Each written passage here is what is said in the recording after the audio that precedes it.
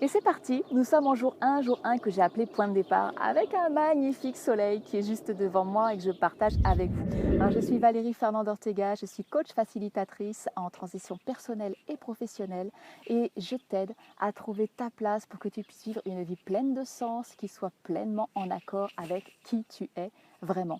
Alors pourquoi point de départ? Parce que avant de définir où l'on va, il faut bien savoir d'où l'on part. Et on va utiliser, donc je vais te proposer un outil mais qui est traditionnel en coaching, sauf que j'ai remarqué que il n'était pas utilisé à son plein potentiel. Tu vas voir juste en dessous de la vidéo, tu as un lien, tu vas cliquer dessus, c'est ta roue de la vie au format PDF que tu vas pouvoir imprimer pour pouvoir travailler dessus. Donc comment fonctionne cet outil? Je pense que tu l'as déjà vu. Tu vas voir qu'il y a 8 secteurs. En tout cas, moi, je t'en propose 8 classiques. On a la carrière, on a les finances, on a le couple, on a famille et amis que j'ai mis ensemble. On va avoir l'environnement, ça correspond du coup à ton lieu de vie. On va avoir les loisirs aussi, c'est-à-dire le temps que tu t'accordes personnellement.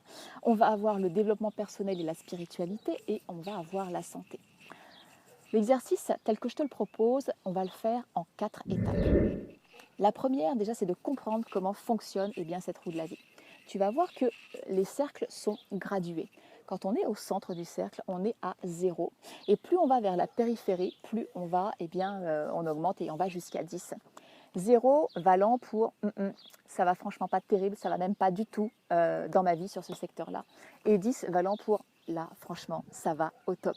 Ne change rien, c'est super. La deuxième étape, justement, va être de noter, justement, de voir où se trouve un petit peu ton baromètre sur les différents secteurs de ta vie.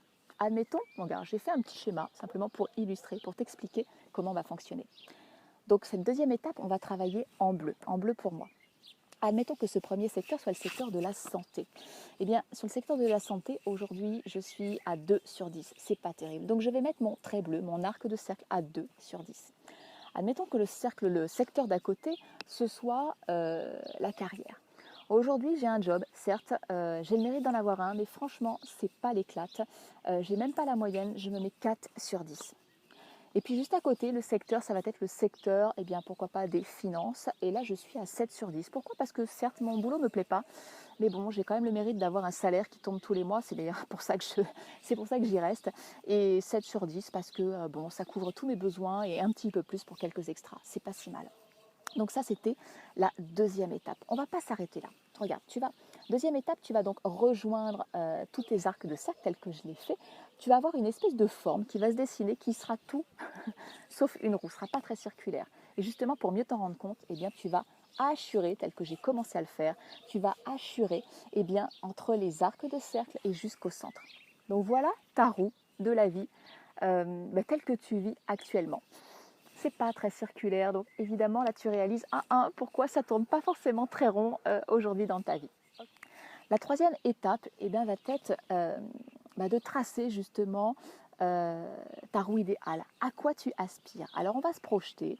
Je vais te demander d'imaginer dans un an, de date à date, dans un an, à combien tu aimerais te trouver sur chacun des secteurs. On va reprendre. Si celui-ci, mon premier secteur, c'était le secteur de la santé.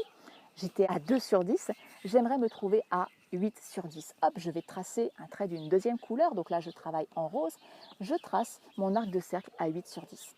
Et puis je continue, donc secteur du coup de la carrière, j'aimerais bien que ça dépasse la moyenne quand même, je vais me mettre à 6 sur 10, ok?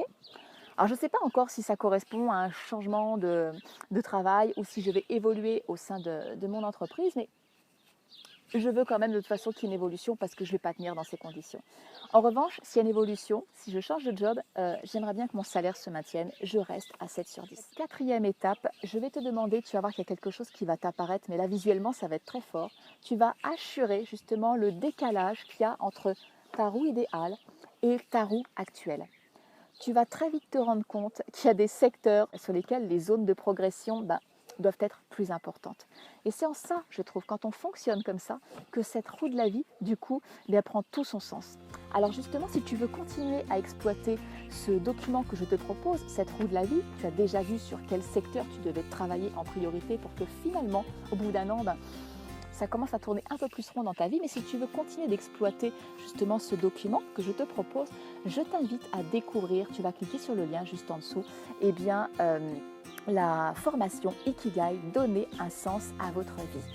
Tu pourras rejoindre évidemment toute la suite du défi. On a 11 jours avant de commencer cette formation avec un module 1 où on va travailler sur l'estime de soi, la confiance en soi, l'amour de soi. Sacré projet.